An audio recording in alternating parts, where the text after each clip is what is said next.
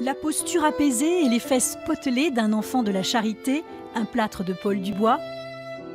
Les corps majestueusement alanguis du poète et de la sirène façonnés par Emmanuel Hanot. Avant de redécouvrir l'œuvre de Camille Claudel, le visiteur du musée de Nogent-sur-Seine se délecte d'une plongée dans l'âge d'or de la sculpture française.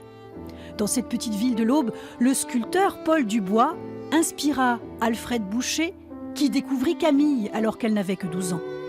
Vraiment, il entrevoit toute la puissance du talent de Camille, et c'est lui qui lui donne ses premiers conseils, ses premières leçons de sculpture à Nogent-sur-Seine et ensuite à Paris.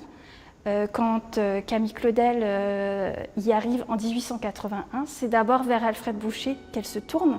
Installé à l'emplacement de la maison Claudel, le futur musée bénéficie de nombreuses acquisitions, faites depuis 2008, dont des collections privées de Reine Marie Paris, petite nièce de Camille Claudel.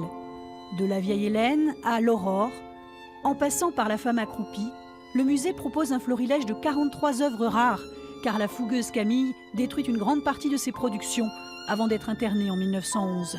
Elle était obsédée par le souvenir de Rodin, dont elle s'est nourrie avant de vouloir s'en abstraire. On attend une soixantaine de dépôts qui nous sont accordés par différents musées à Paris et en région.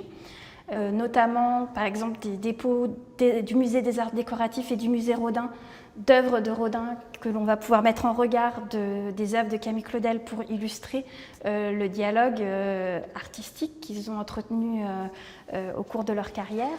Nogent a mis du temps à accoucher de son musée, mais le compte à rebours est lancé. Dans moins d'un mois, vous pourrez le parcourir.